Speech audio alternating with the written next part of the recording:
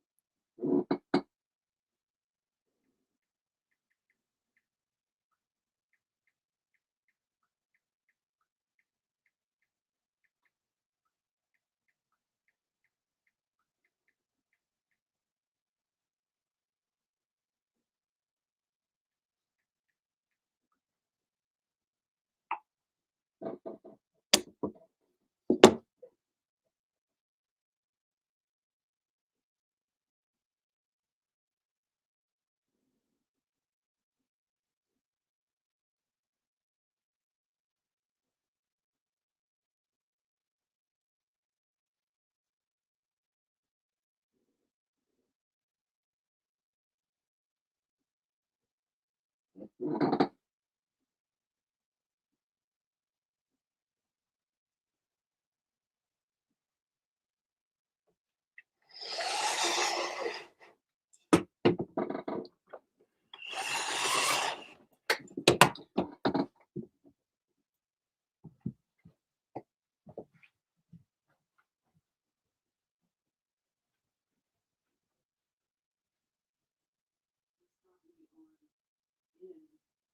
got me in Restream, but we still have no sound.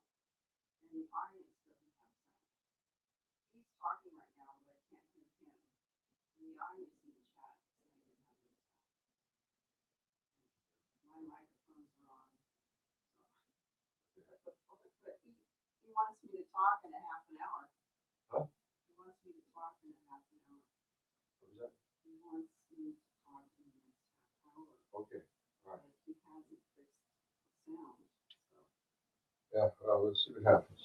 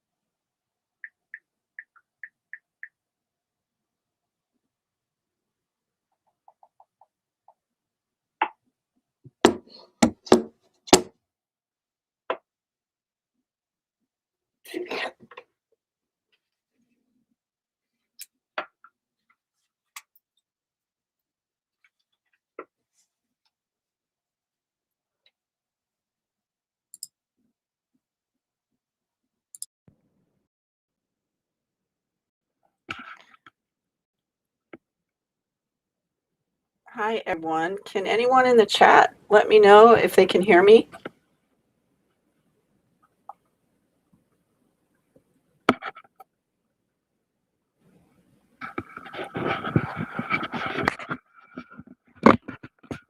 Connell's trying to fix the sound.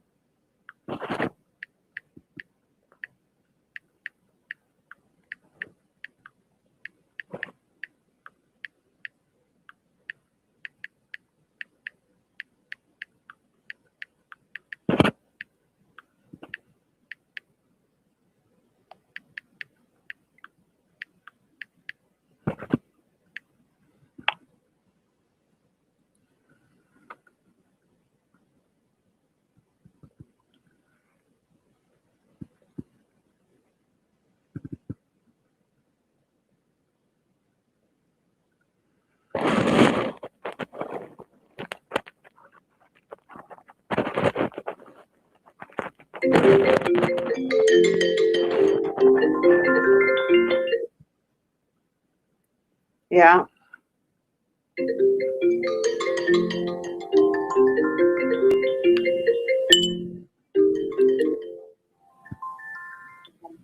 Hola. I want to talk so much about myself. Me, in so many ways, become a better person. And there's a lot.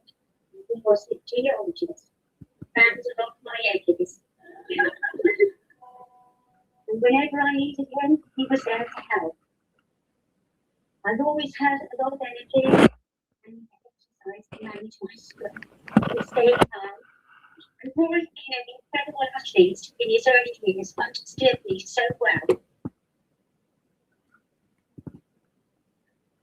Before our boys were born, when I would run, he would ride the bike alongside me. He had many talents, and when the boys were older, he trained and coached me to win some major fitness events.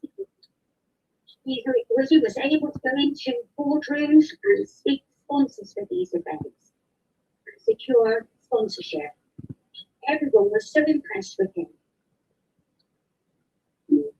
When he was a sales trainer in the insurance industry, he would wake up at 6, walk the dog, drive between 1 to 3 hours, depending on the location.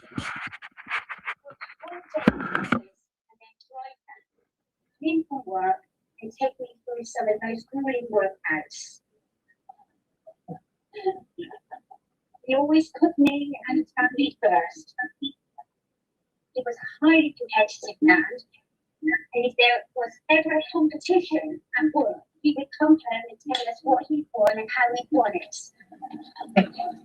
He was incredible at everything he did. It was wonderful to see him do so well with his passion later in his life.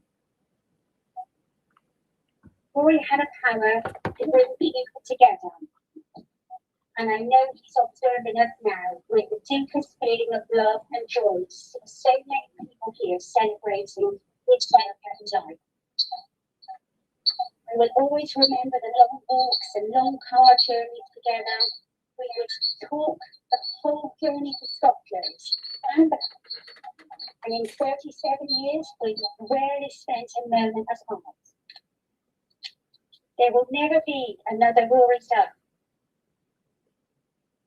Thank you for everything you taught me. And thank you for the work you taught me.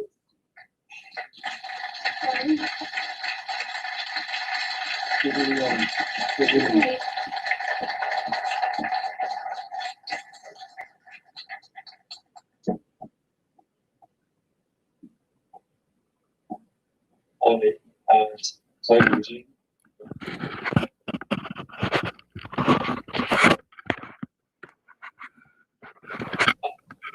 Have we come on? Yeah, go ahead. Yeah, okay. I'll continue talking for a moment till Ollie comes back. Yeah, just come on. Yeah.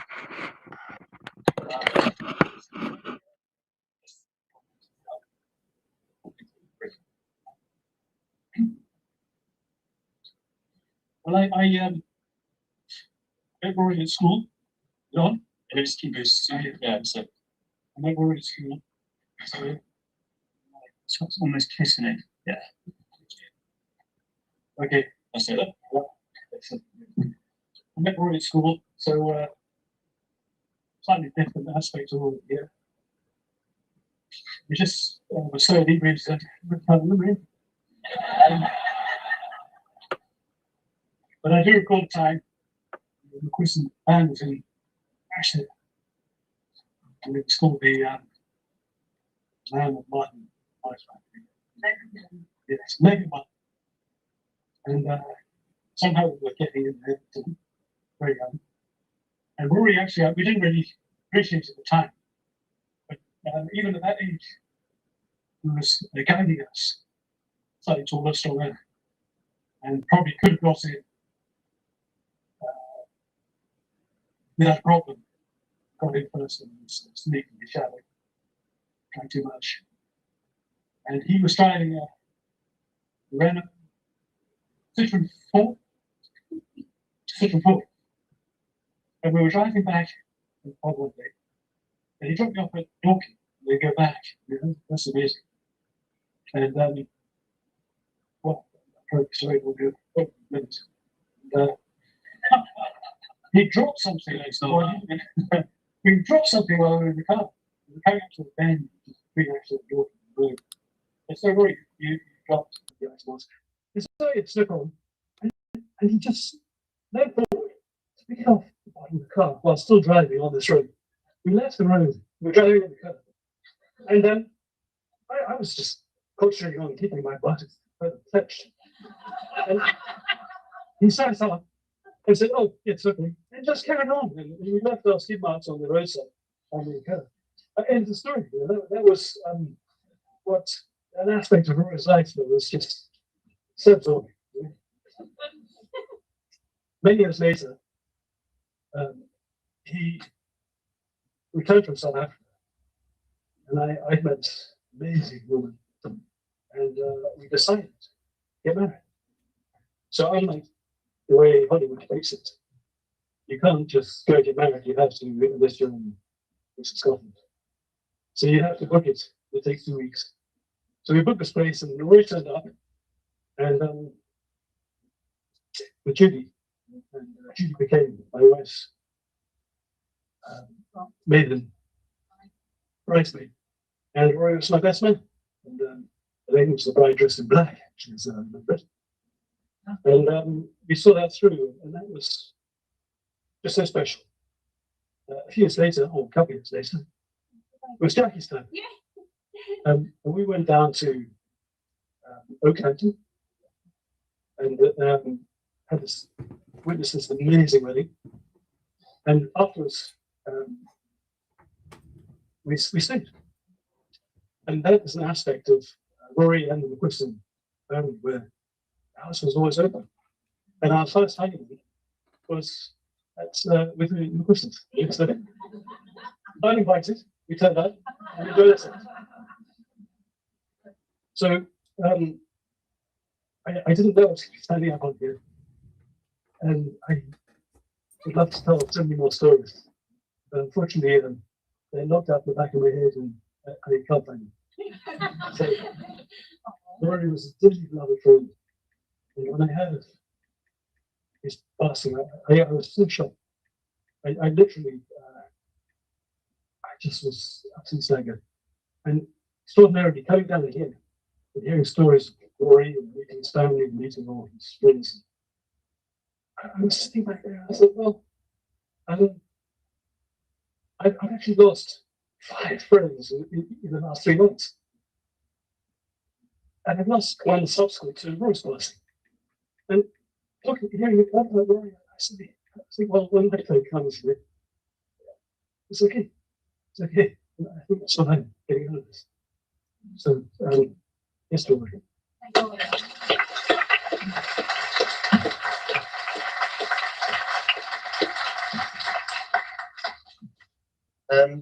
I've been thinking about Rory a lot over the last few years, last few days. A lot. I've been trying to remember so much. I've been putting myself into deep meditations and trying to find those memories. Rory and I shared a study at Radley together for several years, and he became one of my best friends with Toby. And trying to find all those memories locked away, and trying to reflect on what it was like to share a study with Rory. I remember this gentle giant that I shared my study with. One of the things I do remember a lot is his laughter. He had a wicked laugh, really wicked laugh. And he had a wild streak that you might not have seen before. But there was a wildness in him that I put down to his Gaelic Celtic roots, that only came out occasionally. And I could see this in the fact that he loved Scottish country dancing.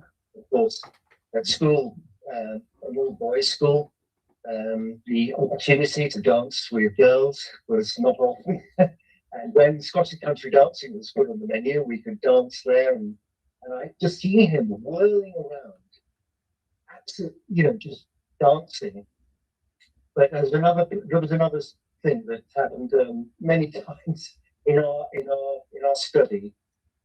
Occasionally, we always had things like food in our studies, and one of the things that we really liked were plum rose sausages, which are horrible, by the way. I don't know if you've even eaten them, but plum rose hot dog sausages, as a sort of extra bit of nutrition, we used to put these in white bread with a bit of tomato sauce, and there you had a hot dog. And both of us got them, and occasionally we would eat each other's, and then we would have this mock fight. Not a serious fight, but a mock fight. And this guy's full and strong but gentle. And we would wreck our study. We would completely wreck it. And we're in a small space with enough room for 2 chairs. I don't know whether he had a desk. We had prep boards, things like that to do your work on, and a bookcase. But it all ended up on the floor. All of it. Absolutely ruined. And we would lie back in our chairs and we'd look at each other, and then we would begin to laugh, and we would laugh, and people from other studies would come and would look on the door because they heard all this bashing and crashing around, not really shouting, and they'd open up and they'd find the study absolutely wrecked, and both of us laughing our heads off. I love that part of Rory. I love all of that part of Rory. That was in our early days of chairing study. We didn't do it all the time. We went on to have another study, a bigger one together, and he became head of our house. There were other bits that shared with me. At school, at boys' school, you're sort of quite restricted, and we felt like sort of pushing the boundaries a bit, going outside. And one of the things that Rory and I like to do, I think it was quite rare in our school, was to bicycle down to Abingdon and buy a few cans of light ale as 16-year-old schoolboys, and a big lump of red Leicester cheese, which I've been assured remained his favourite cheese for the rest of his life. And we would go to a park like a couple of drunks, and we would sit there and drink the cans and eat the cheese in big lumps. And he was also the person I went to, the first pub I ever went to. I went with Rory on a Sunday. Now, he was a very sporty guy. He was very in demand from the rugby and the rowing. First date, he was first 15. He was very sporty, and he was very committed to his sport, unlike some of the rest of us.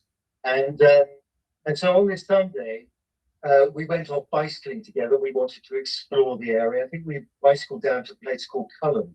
And we found a little sort of forgotten away, a little pub in the middle of nowhere.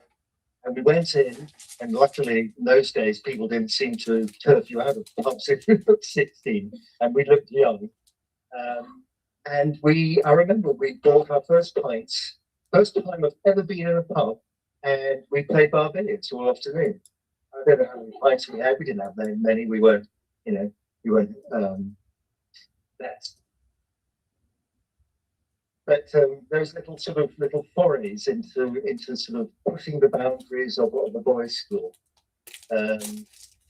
Another thing I remembered the other day, which Rory was rich in sports, but in those days, the mid-70s, there was also we were sort of vaguely in touch with the 60s and all of that. We had the music, and we had boys. Everybody had long hair. We had long hair in those days, and I was reading books, and Rory was reading books, and I read books that mentioned this thing that I'd never heard of, and which was called marijuana, that people smoke. Now, one day we all stopped in Sunday papers at Radley, and one day there was a supplement, and the supplement was of all the different types of alternative drugs that you could access. One of them was dried banana skins, the inside of a banana skin, dried, scraped, and it had all these very detailed, very like marijuana. I was reading this. I said, "Boy, we get extra fruit." So we always got extra fruit. You could get a bag of apples, we come with bananas, an orange maybe, and so we began ordering a lot of bananas. And we eat the bananas, quickly put the skin on the radiator in our study, and then proceed to scrape off this dried stuff. But when we had quite a bit of the stuff, of course, we didn't know how to get rolling papers. We knew nothing about rolling papers, so we put it in a bit of, I think it was just a bit of foolscap paper. We did what we thought we ought to do. We rolled up what looked like a sort of joint, and then we smoked it in our study, and we passed it backwards and forwards. And I was looking at him, he was looking at me, and said, "Do you feel anything? So a slight tingling? Is that being stoned? I don't know. But what about you? Tingling in my toes, perhaps?" That was the one and only time we smoked that. It was absolute rubbish, and we probably ruined our lungs for life. But so after that,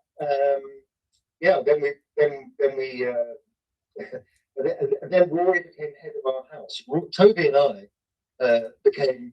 we were sent off to the mansion, which is a mansion block. At the top of the mansion block, they had all these study bedrooms, and Toby and I could then relax because we were prefects, but we could relax. We weren't that bothered about being prefects. We weren't bothered about being authoritative, and we left Rory to be in charge of the social. But one particular time, Toby, a chap called Ben Fisher, and myself all went off to Oxford as prefects. We were prefects, we were meant to be responsible, and we met some people, and we had rather too much to drink, and then we got the last bus home, and as the bus stopped at the end of the Radley drive, we got out, walked to the first tree, and we were all peeing up against the tree. And then suddenly this guy called Dickie Morgan jumped out from behind a bush. He was a house tutor, and shot a torch, Perry Fisher Gordon Brown, and went off. And then Toby, Ben, and I were looking at each other. What are we going to do? He's going to inform us. So the first thing we thought, we'd go to Rory, and Rory's idea was that we should drink as much black coffee as possible.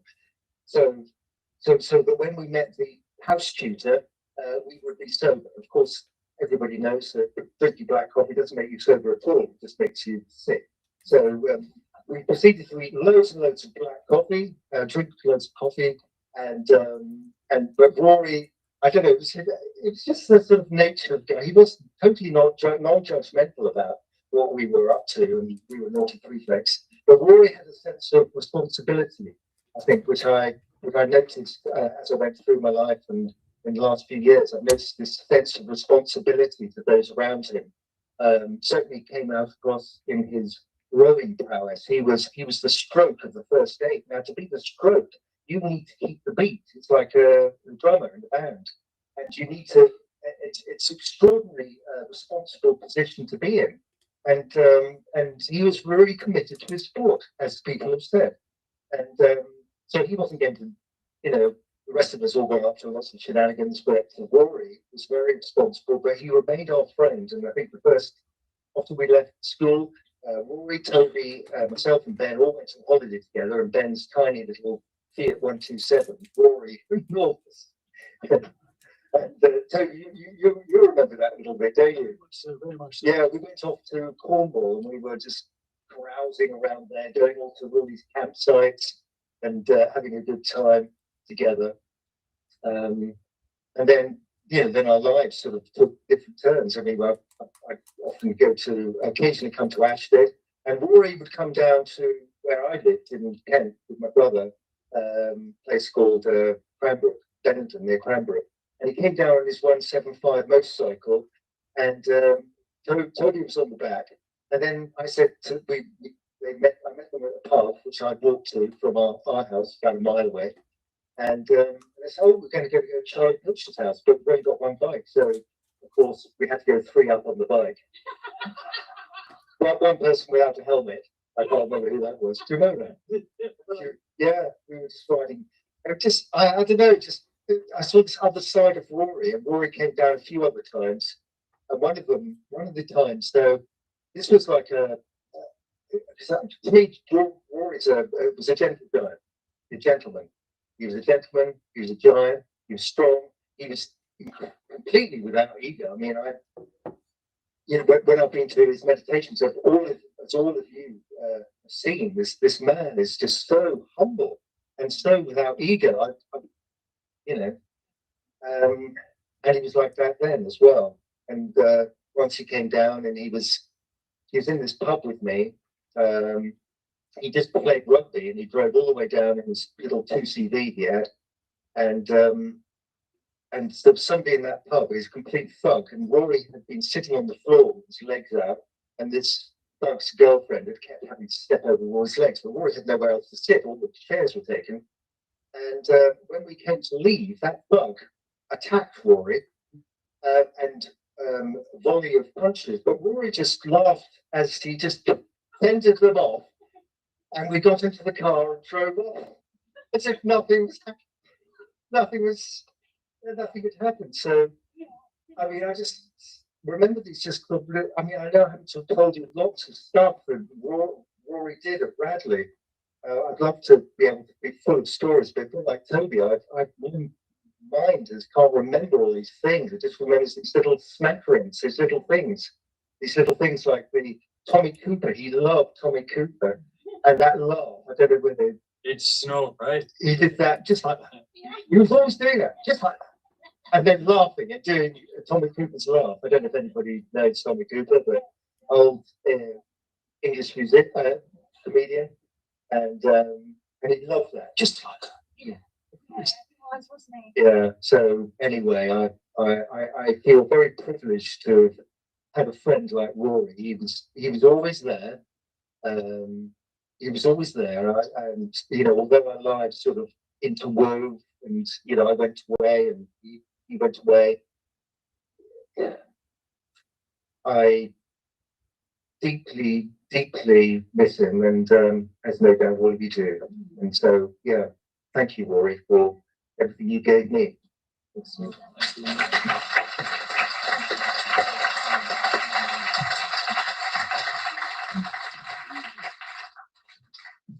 So at some point there will be a break because we have a good friend who is in America right now, and she's been trapped by the storm where she lives, so she hasn't been able to make it across, which means I need to get the projector working.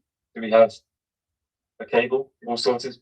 Great, so we'll have a short break, and then you guys can get more drinks and whatever's left with food, we'll pick up from there.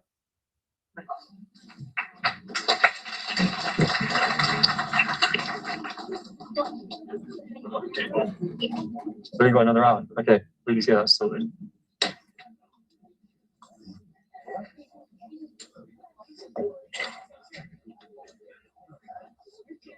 Hey mate. She needs to get back at the sun. Yeah, that's fine.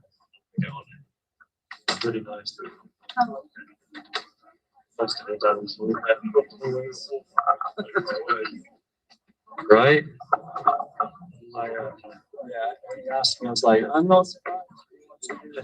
But it's nice that it's nice to hear family praise. That's nice. I just see it brown. Yeah, it's pretty fabulous one. Yeah. No, but she gave me a number here, but you're which is like, force to repeat yourself. Thanks for coming by.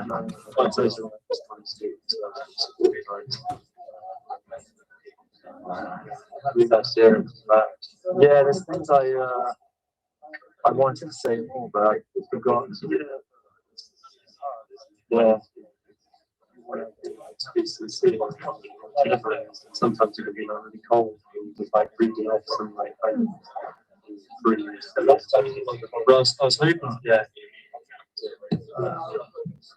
But then it's like my mum was doing the yeah, the one of these.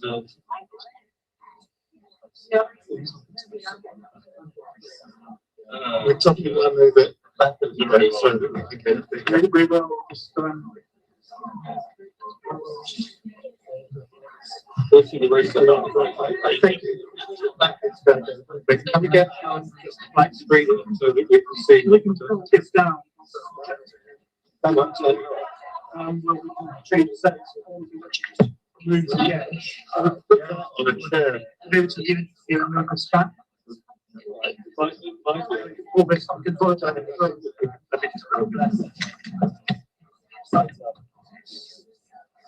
I hope that goes okay. Thank you. Yeah, no, thanks for coming by as well. Did you get a chance to see my mum? Yeah. Oh, brilliant. Brilliant. Thank you. Very drive safely.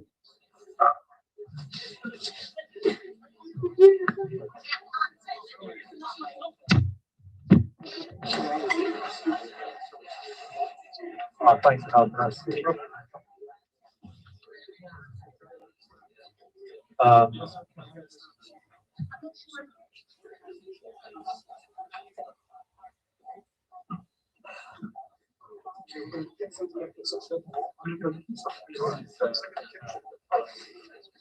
So that this is fine.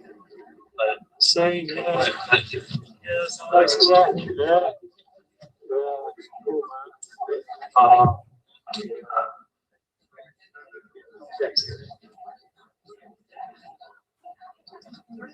You can help that guys, yeah, I think we're sorted. Let's from here. How do I do it from here? Does it need a program or is it all? I saw any humans do this, don't I? Like before. I don't know if you can do it. Do you want to project onto the Western? Shutting down. That means do we need an app? Just going to fill the screen. I think we're in. I don't know what to do. You've got to go to settings quickly. You want to split the display. No. Oh, that speaker. You've got to move in front of the microphone because there's a behind or that's what's picking up the echo. Do what you need to do. When your mum was standing here, I realized because she was at a bit of an angle that picked up the microphone and that's why it started echoing. So I was you calling you trying to say things, but I differently. So we I used to don't do that, yeah. Displays.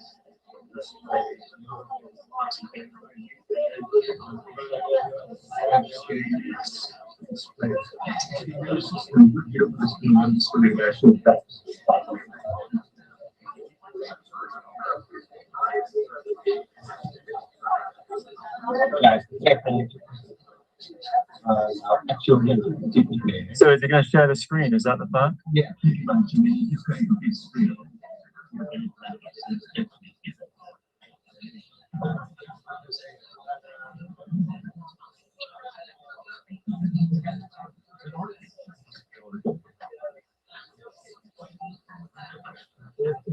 And the sound should be connected through the speaker, right?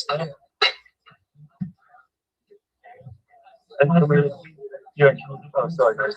Yeah, because you have to consider.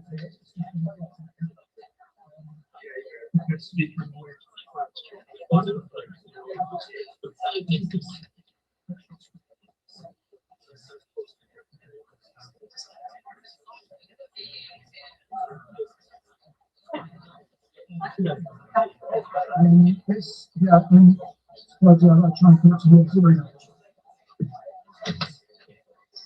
Ewan, you may want to start before we.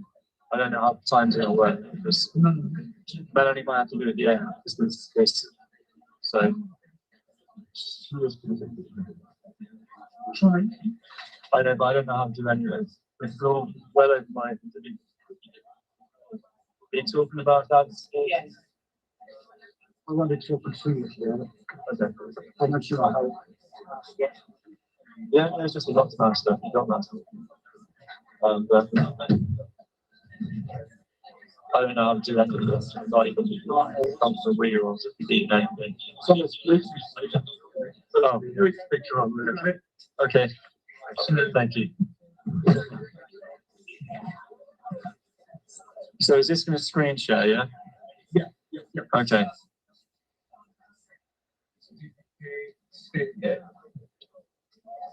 So what we're gonna do.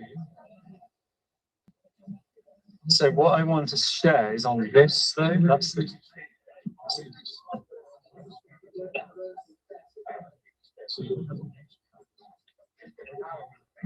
So I can go on to. Am I on Wi-Fi then? I think I might be on. Oh, he might have had his Wi-Fi connected. He's been here before. Oh, that's mine. Brilliant. Okay. So if I go to, is it all sorted on this? Yeah. So what you're going to do is, with this, Yeah. we've got behind us. So if you see behind us, you can take the screen and move it to the right-hand side of the device, and then put it in full display, and it should go through.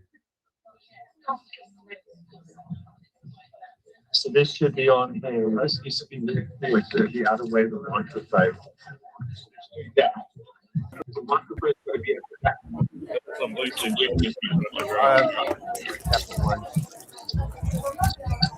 I should work.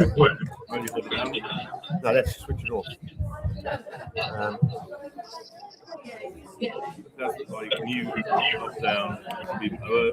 Yeah, it should be in. You can hold it down for a certain amount of things, second mode, these things. So is this showing this now? No. So then what we'll do is we'll drag this screen over. It might not be at that side of the. What's Miracast or Singing Source? Did you change it?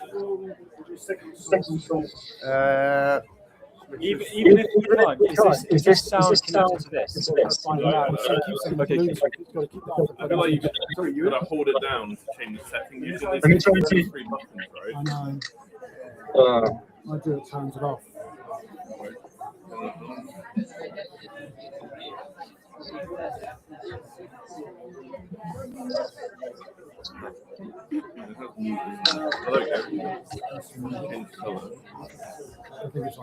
There we go. Okay, so So what we want to do is grab this one. Where's the stream? Is that the stream? So that's Yeah, so what I'm trying to do is just grab it. It might be working. So Melanie sorry that we got finished with form. So you want that one, yeah? Is that the screen you want? That's the one you want? Okay.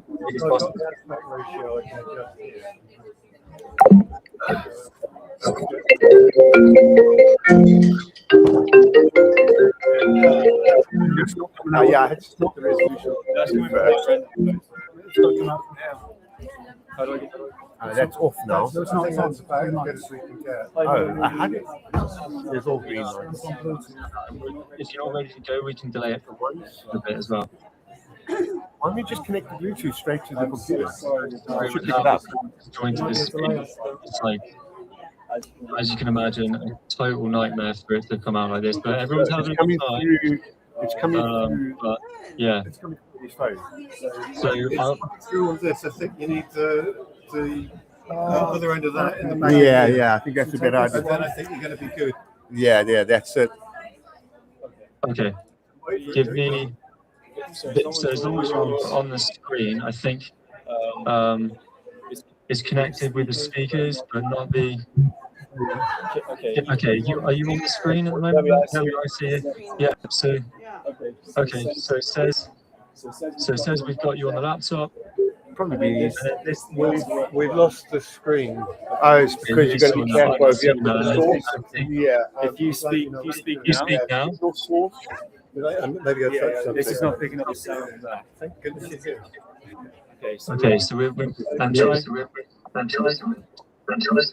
I need headphones? Mute the thing. Headphones would be good, but I'm trying to figure out how the sound's coming through.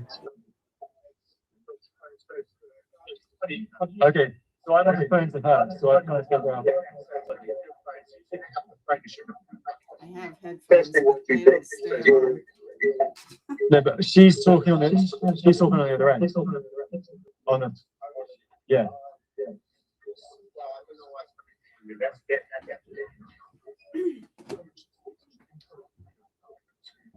So when we did have it working.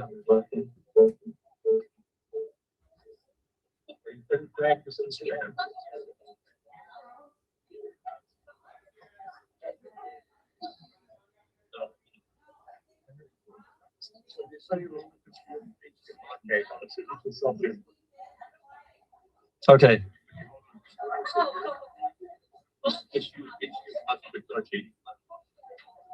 So it's softer around, put the dodgy side on this side. Did you want to start once again? Well, you just finished, otherwise it's going to be a whole iteration. I think that's on the break, especially the fly side. Yeah. Okay. There we go. You sure?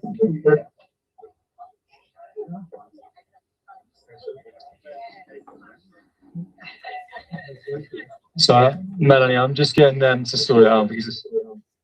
So my voice is coming from somewhere. Where's my voice coming from?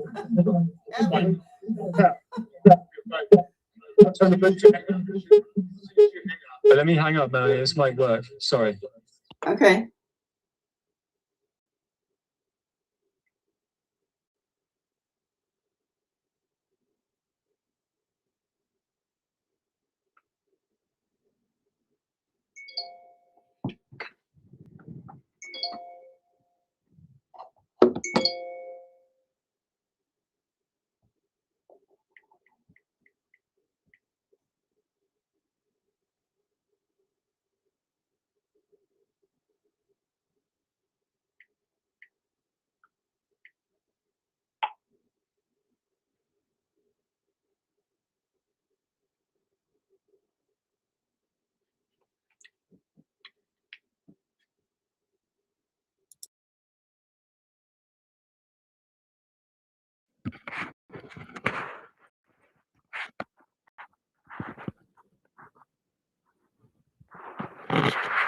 Okay, test. 1, 2, 3. Test.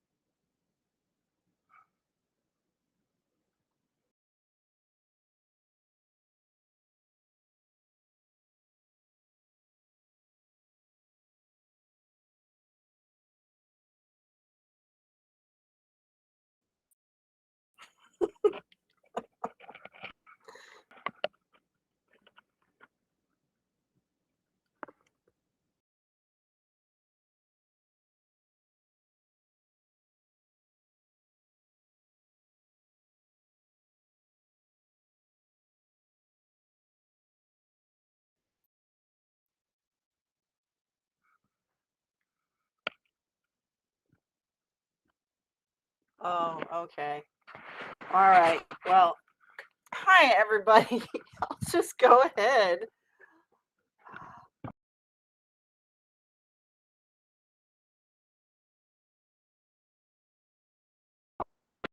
Okay. Basically, I'm Melanie, and I'm joining from North to finally be with you all. And I just wanted to give a little presentation of my memories of Rory.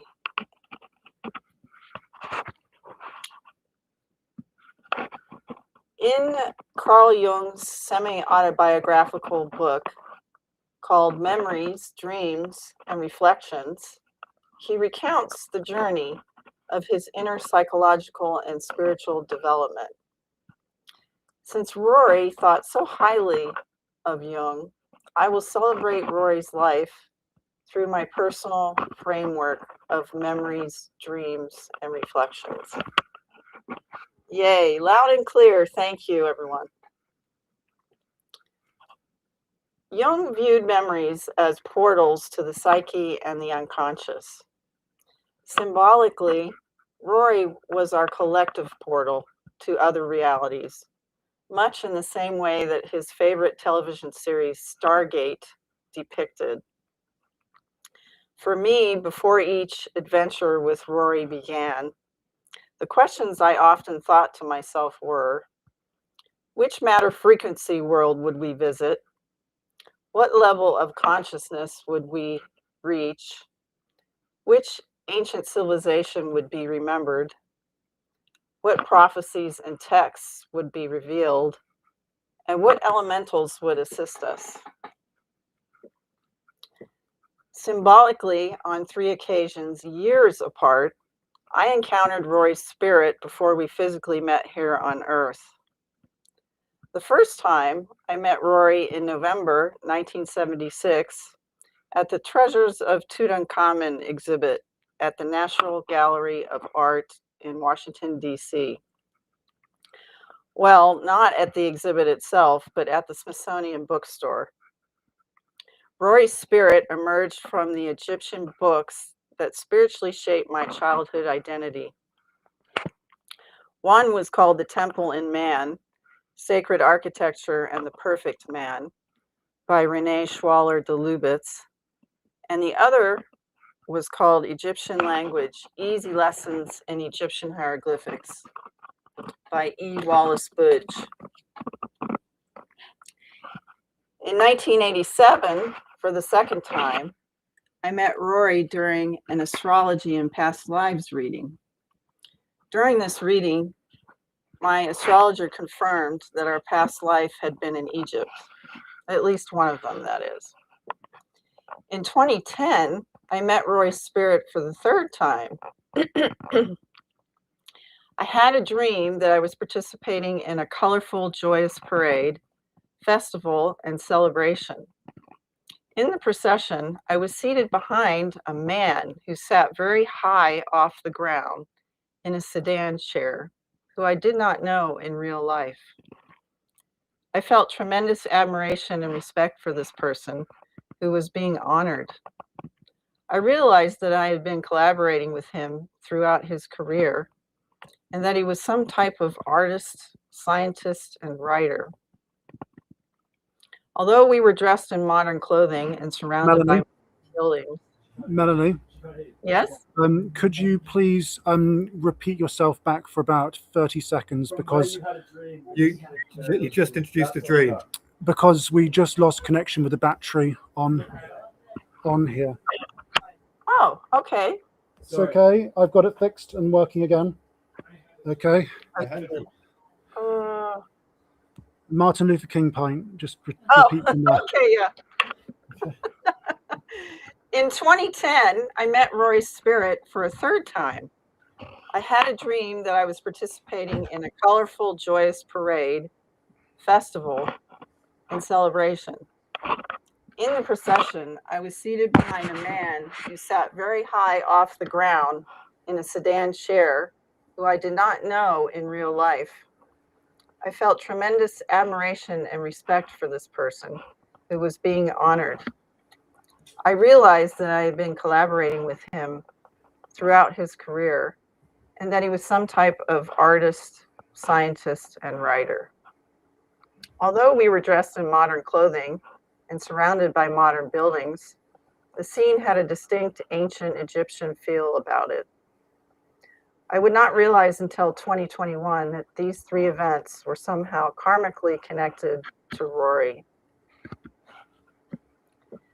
Then, sometime in 2020, my sister encouraged me to begin listening to Pam Gregory. I immediately resonated with Pam's elegance, wit, compassion, and wisdom, but I had no idea the enormity of what was about to happen. One day in 2021, I stumbled upon Pam interviewing Rory.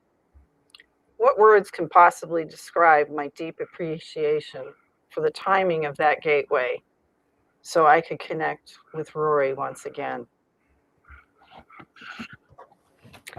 As part of my first trip to the UK, after years of email and Zoom exchanges, I met Rory in person at Oliver's Castle.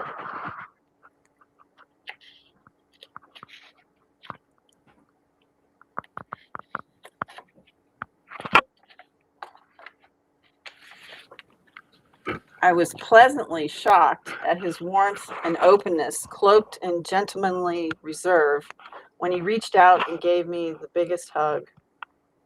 One of my most striking memories of Rory is when I was staying at a hotel in Bath. Each day, this tall, dapper gentleman in a tweed jacket, wearing an ascot, would enter the hotel, completely filling the doorway with his height, drawing quite a lot of attention from the hotel staff. Later, at a small church in a nearby town, I remember Rory pulling out his dowsing rod. Curious onlookers approached him, asking if he was looking for water. I witnessed his heart being open and kind, negotiating the appropriate balance between answering their questions and not saying too much. I also remember many times when my module group remarked how healing Rory's voice was, which added to his powerful, grounded presence and connection with the earth. I felt that Rory was charming and warm in a genuine sort of way, at times very at ease, but a little shy too, which shone through in his smile. He had the energy and vitality of a young child in an old soul's body, but a seriously deep and thoughtful child at that. In essence, I recall how Rory made each of us feel as if we were the center of his world. Many of us in our community could easily appreciate Rory's gentle humbleness. However, what I found even more compelling was Rory's quiet, subtle intensity, coupled with his fierce will, determination, and focus. Rory generously shared time and energy with people whose paths crossed with his. I relished reading Rory's newsletters because his quiet but strong spiritual warrior, probably dressed in his kilt, would courageously appear. He had a way of wielding his wit, wisdom, and problem-solving intellect to the people and institutions in power without stooping to their level. Rory's command of current events across diverse cultures and disciplines was astounding, innovative, informative, and thought-provoking. I recall a special day which I know many of you have shared with Rory in Bath, tracing the spiritual paths of energy lines and nodes, teaching me dowsing. Within each moment, I endeavored to be as awake and aware as possible, committing every detail and feeling of that day to memory. Those moments in time with Rory felt very poignant, as if somewhere I knew that we did not have much time together, and yet we had an eternity. I lived each moment aware that we were symbolically recapitulating where we left off in past lives, while simultaneously completing the present one. Collaborating with Rory has been one of the most sacred blessings and gifts of my life. It began with our discussions and research into the Emperor Dragon energies. Among so many spiritual downloads over time, my interactions with Rory activated extraordinary visions of dragons emerging from sacred sites around the world. When I shared with him that there are at least 20 to 30 different types of symbolic energy dragons in Chinese culture, he said to me, "If you can connect these types of dragons to earth energies and ley lines, that would be helpful."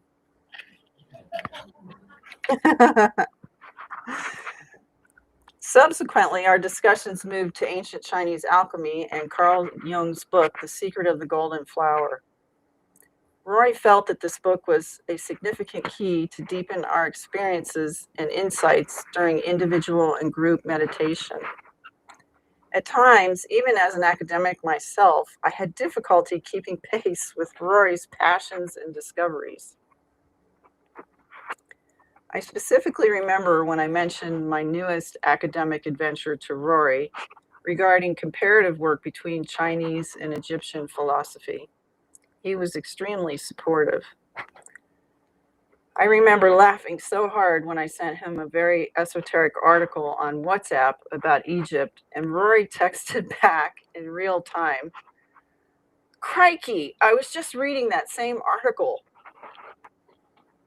As giving as Rory was, I know he expressed to many of you talented individuals how your unique contributions would expand and add value to his work. For me, those missing pieces we often talked about were classical Chinese, Indian, and Tibetan philosophies. However, in 2021, in one of our earliest email exchanges, a haunting synchronicity took place. Roy sent me a copy of the Amaterasu and the Mirror of Yata prophecy. At that moment, I could not even fathom that this very same prophecy would be the last one that Roy facilitated for our Sacred Path module group. As I reflect deeply, I hold fond memory of Rory and Jackie inviting me to their home, experiencing a normal day in their lives, but to me it was as if I had entered a sacred site or temple. One of my favorite words in Jung's work is the sacred marriage, or Heros Gamos, the symbol of individuation and the wholeness of self. Even though in Jungian thought, the sacred marriage was never understood as an external, physical, spiritual union between two human beings, I was convinced that Rory and Jackie were blessed with this type of love. Over the years with Yuan and Connell, Rory and Jackie created and shared quite a special mandala community with us, but I suppose they also made many sacrifices as well. Dreams. As Jung's writings, visions, and dreams in the Red Book touched on ancient wisdom buried in the unconscious, Rory's writings, speaking engagements, and facilitator trainings revealed highly rare and innovative individual and collective insights about ancient wisdom. Rory guided our module group on an exquisite journey through the mandala images in the Red Book as a type of shamanic initiation of crisis, symbolic death, journey to other realms, healing spirits as guides, transmitted wisdom, and tests, overcoming tests and ordeals. In addition to Rory's many dreams and accomplishments, he mentioned to me the desire to buy land and build a retreat center for the Sacred Network community. Also, I dreamed of promoting Rory along with others on a U.S. tour, visiting spiritual centers, graduate schools, think tanks, healing centers, and scientific institutes. In fact, we were talking about doing that this year. Only guided by synchronicities would he agree to that, he said. Early on, my intuition revealed to me that we would write a book together about the emperor dragons.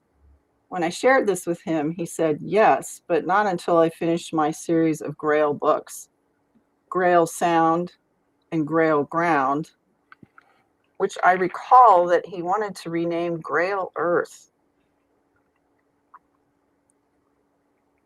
In Rory's last newsletter, I was mesmerized by his description of what he thought the good might, quote, the good might look like in paradise on earth, unquote, because this topic lives deeply in my heart. It struck me as a very personal description of his dreams for the future of humanity that is already manifesting in our daily lives. A grand summation of all his writings, visions, and research. I then asked myself, was this his personal vision of a prophecy? Then there was Egypt. In Memories, Dreams, and Reflections, Jung writes extensively on Egypt's role in humanity's collective unconscious, one of the psyche's confrontation with eternity, death, and rebirth. Whereas Jung interprets the Book of the Dead as a manual for psychic transformation, comparable to individuation, Rory chose the Book of Gates. When I asked him why, he said something like, quote, "It's much more detailed, rich, and symbolic, not only depicting how to journey through the 12 hours and gates of the afterlife, but how to cross the abyss in this life."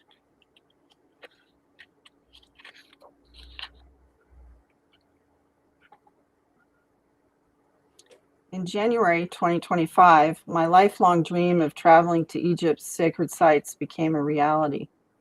I received as much joy or more sharing my text and images with Rory along the way, especially because Rory was still recovering from his near-death journey. As I revealed in my introduction concerning symbolically meeting Rory's spirit, in a sense, I felt completion in assisting him in researching, writing, and editing the Egypt module. In typical Roy fashion, along with a basic history and clear descriptions of Egyptian gods and goddesses, he takes a breathtaking and fascinating look at evidence and information that has continually escaped early Egyptologists. Rory describes, in his introduction to the module, quote, how the Egyptians viewed consciousness, how the texts and hieroglyphs point towards what it may be like to re-enter group consciousness, and how to prepare for it, and how to follow a sacred path in life. Rory also decodes what was really occurring, quote, during those shamanic journeys and ritual burials in igneous rock basins inside the pyramids and the Serapeum at Saqqara, while proving, quote, how, when, and why the pyramids were built, unquote.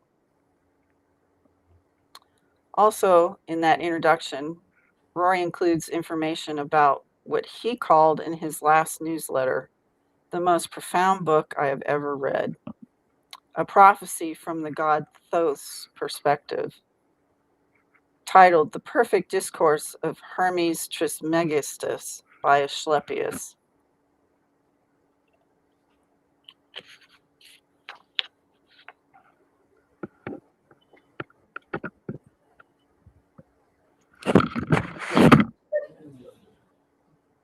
Water.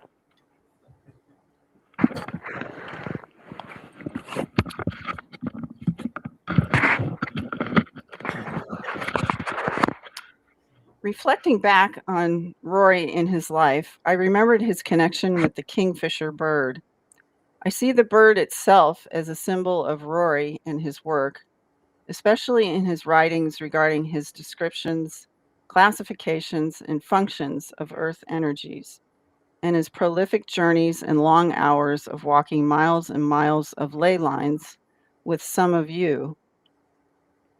Rory's energetic presence was visually striking, iridescent. He was a precision grail hunter, very patient, and had exceptional visionary acuity. Recently, I picked up his book, The Celtic Fisher King, and wondered if it could be semi-autobiographical. He gave voice to and preserved the memory of our Earth's original harmony.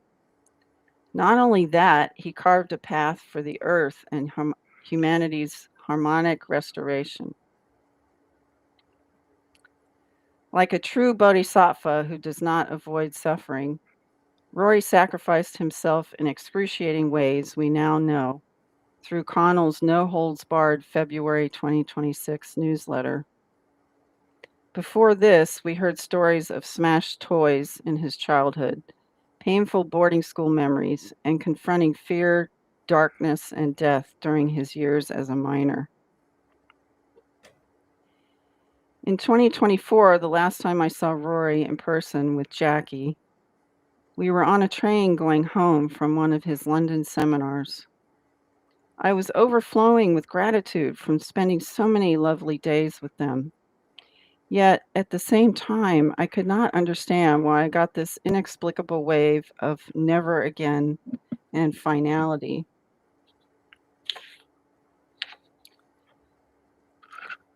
Over the closing months of 2025, I found myself playing this little game in my heart. I could not bring myself to finish reading the books about Egypt that Rory and I were discussing in the last year of his life. I could not finish the hieroglyphic painting I was moved to create.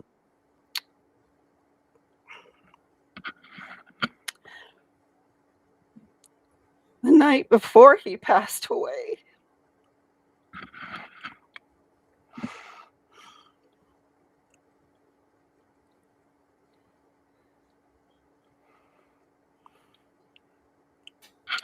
I felt that if I did not complete them, then perhaps freezing those moments in time would enable him to physically remain here on Earth with us.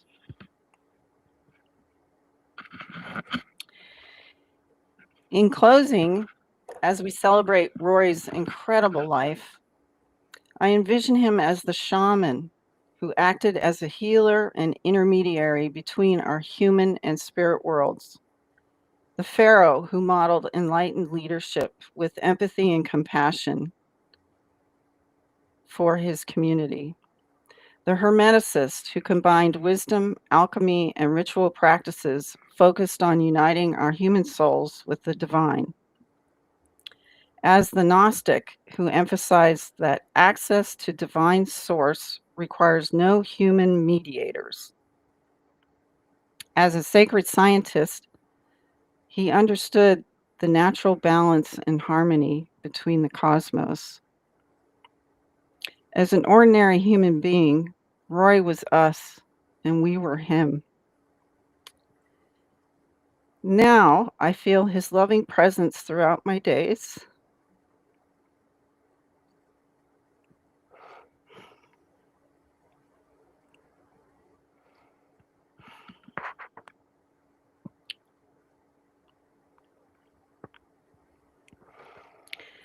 And I delight in knowing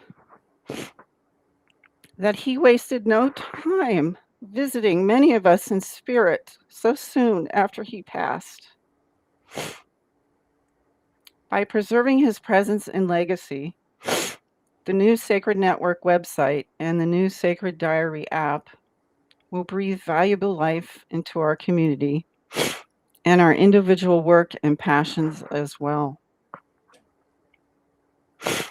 I believe Rory is more than ever on the spiritual path that he so often remembered, dreamed, and reflected about, experiencing true awakening and meaning in every moment.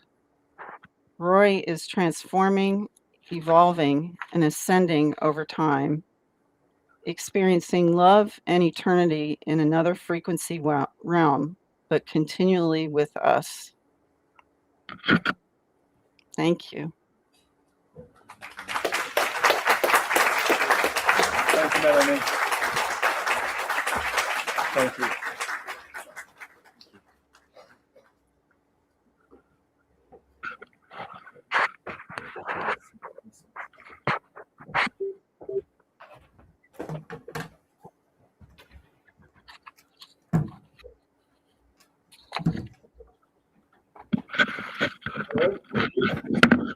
Try and hold it like this so you can all hear me clearly. Firstly, I'd like to apologize on behalf of myself for not having the storytelling abilities that my father had.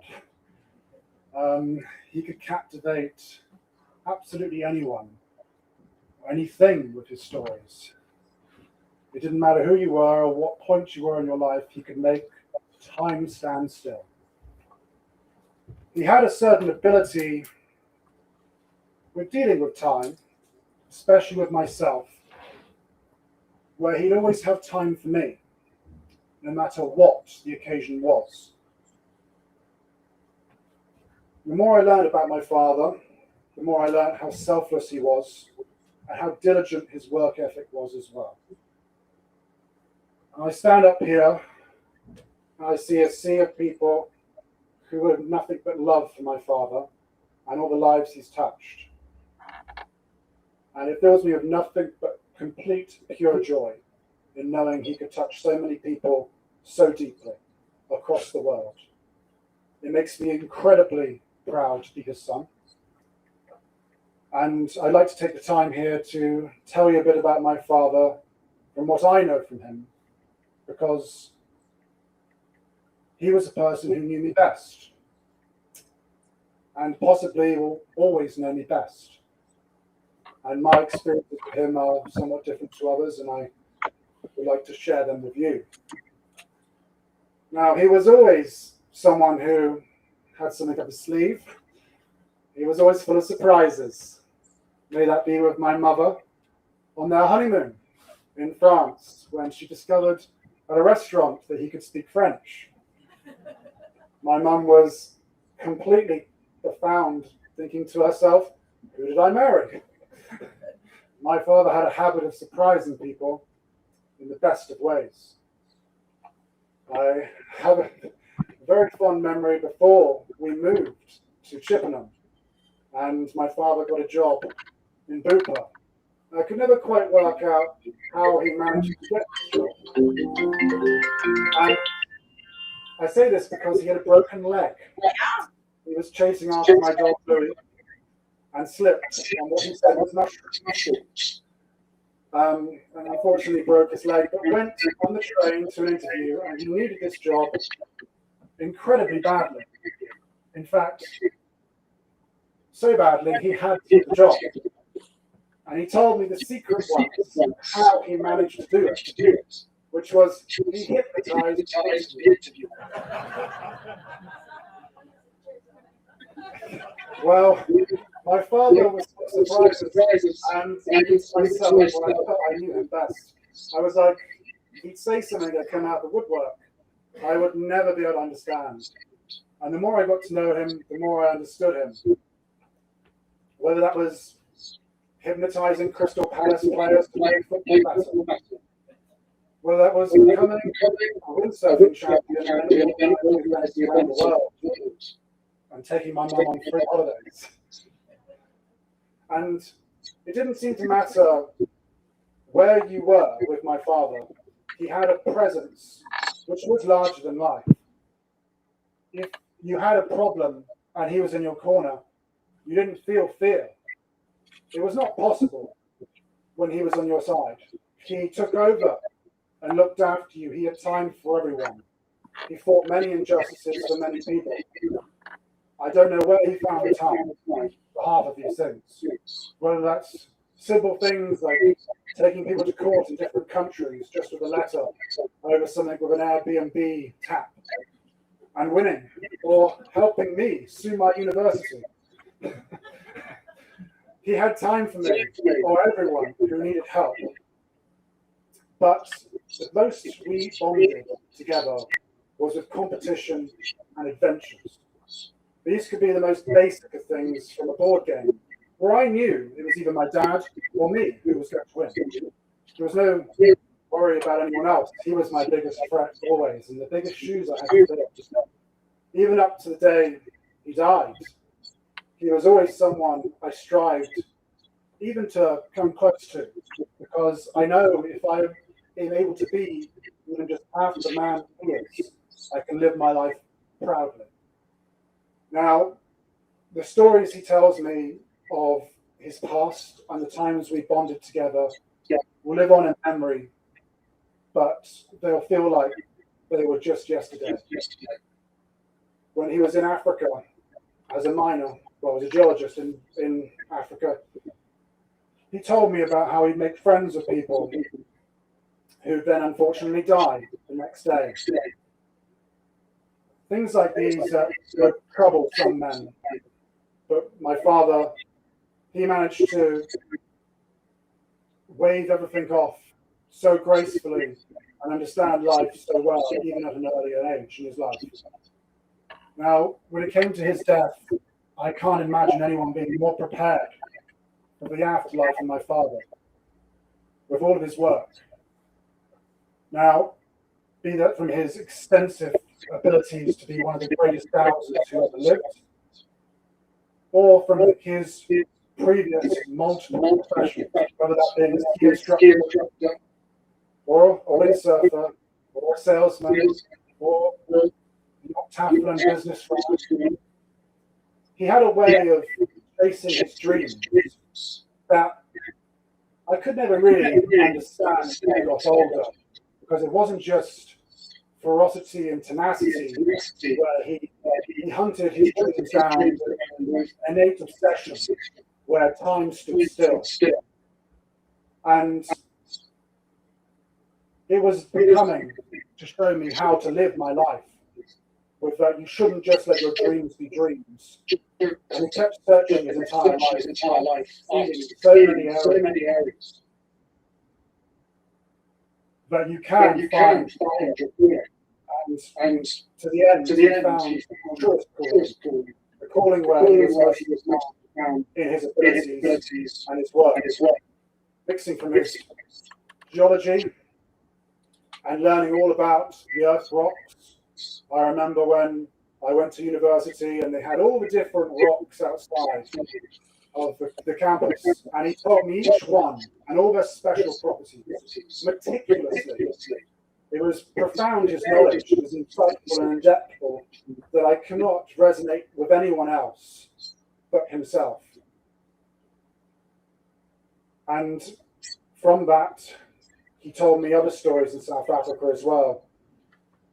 One of them was when he went to Lesotho, and it's known as a kingdom in the sky, and he made friends with a tribe there, and the chieftain gave him his hat. And he never told me until I just found this hat one day, and I just had to ask, what is this? And it was another surprise for another friends he made around the world, and more people he resonated with and shared with and had an effect on. Every story he shared with me was incredible. One of them was when in the winter he was trekking in the desert, and he set up a tent with his friend. And it was a very cold, bitter day in the desert, and they were incredibly cold. He said to me, the desert gets very cold at night because there's no cloud cover.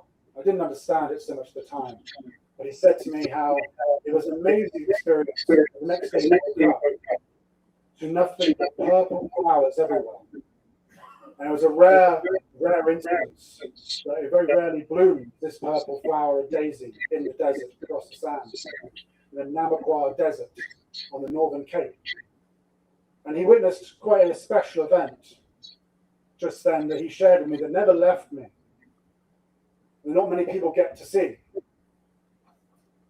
And I love that he had so much life in his years. It affects me greatly that I don't have those years left with him anymore. But at the same time, I know that he lived enough lives, 10 people, possibly even 20 knowing him, because there's surprises around the corner. More and more I speak to people about stories, interactions of people he brought life into. He always had time for everyone, and I'm eternally grateful to have him as a father and to teach me just how gracious you should be and humble, even when you achieved your dreams, and to strive for them no matter what. And I just want to say thank you to everyone who could be here and remember his legacy and his memory so fondly. And it's so beautiful to see so many people spend so much time with him and get to know him as well as his own family. It's incredibly beautiful, and thank you so much.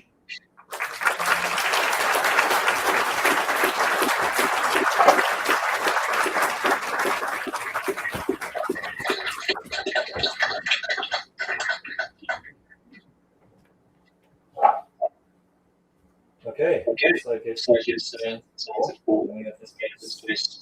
so forth. So hopefully I've still got some time to chat to all of you. Let's be real. Okay, so are you going to 5?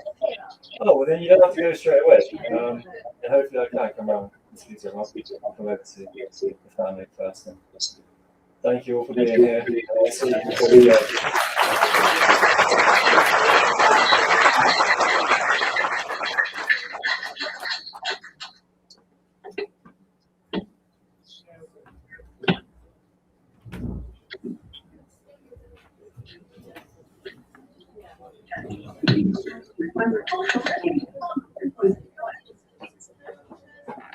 Oh yeah, that would be great. Don't worry, it's not honest, don't worry. Oh wait, one more thing. Oh, is it on? It's on. Is it on again? Oh, excuse me, everyone. Sorry, one more thing before we go. If you haven't already, you'll see that there are pieces of paper on the table, and I forgot to leave some pens out. So there is a QR code, and if you have 5 minutes of time, it would be great if you could scan the QR code and answer the questions on the Google form. We want to collect as many memories of my dad as possible, so that way we can send them to his mum, who is not able to be here today. So if you could fill those out for me, that would be great. Thank you so much. Thank you. Yes, thank you. That was brilliant. Yeah, that was surprise. Thank you, Melanie. I'm going to try and get things cleared up now and speak to everyone. Thank you so much.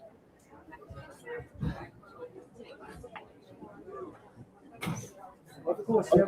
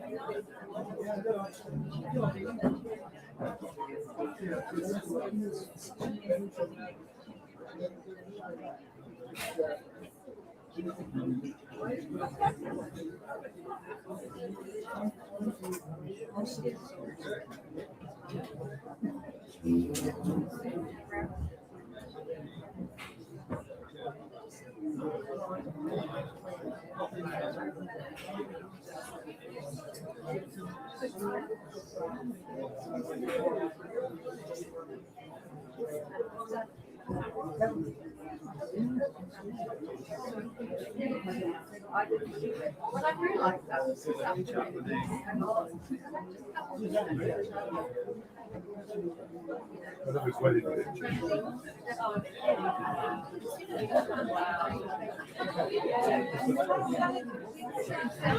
I don't know how long it's been, so that's great. Really been so long these days.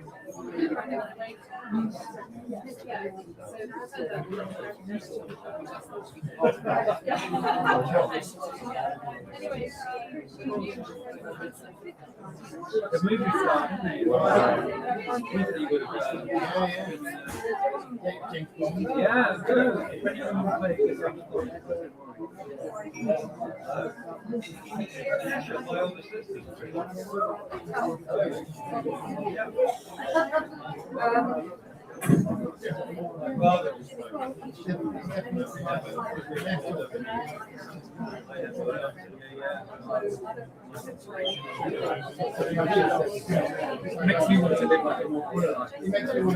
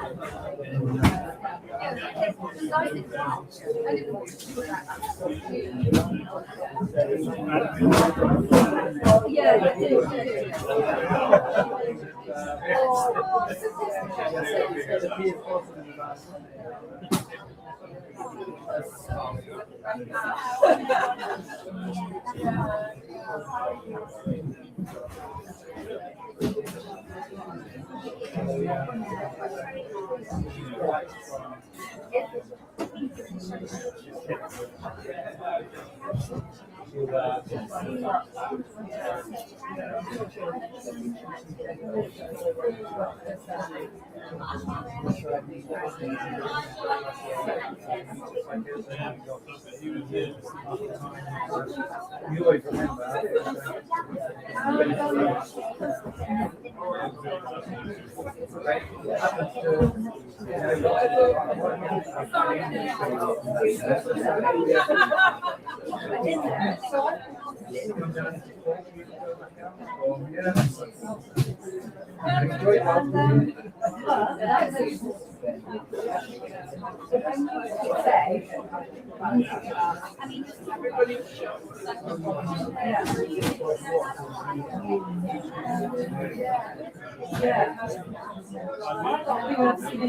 I've never made that.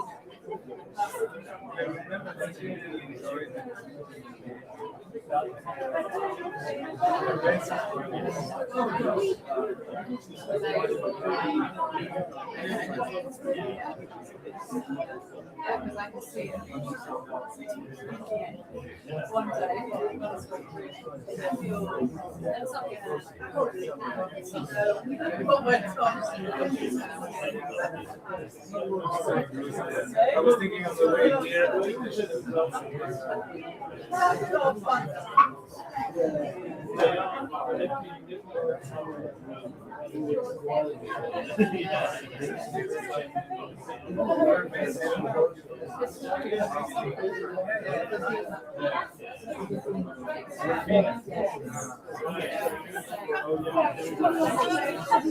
I just like seeing on site.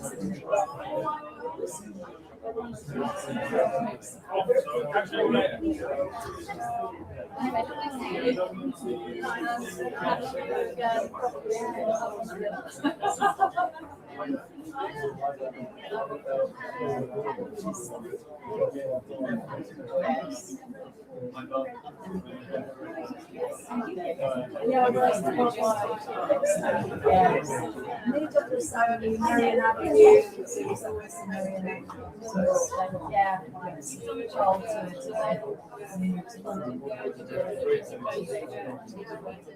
Yeah, it's just, it's lovely. It is, yeah. Oh, yeah. Yeah.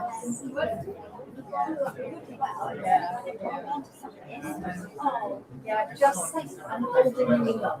And I do, yeah. Yes. Yes, yes.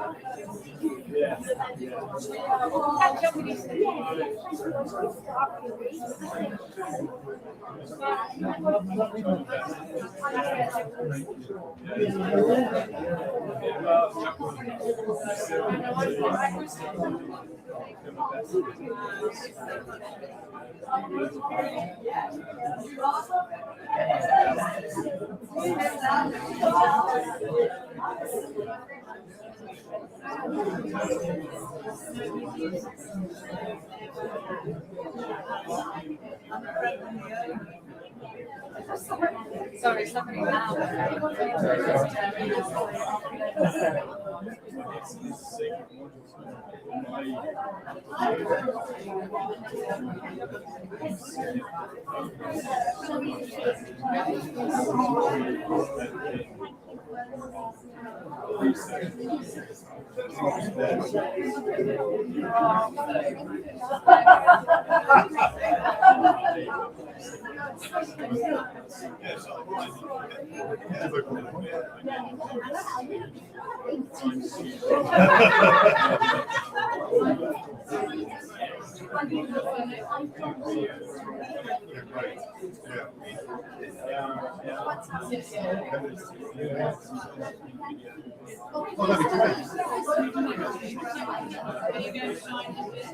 Look at that.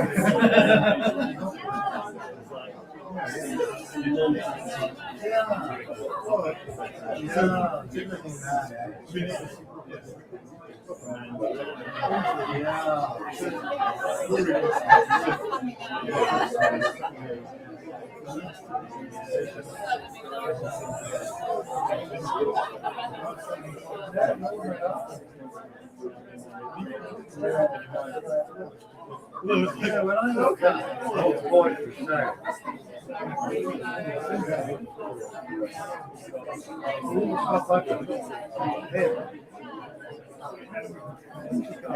all of these things. Apart from the rain.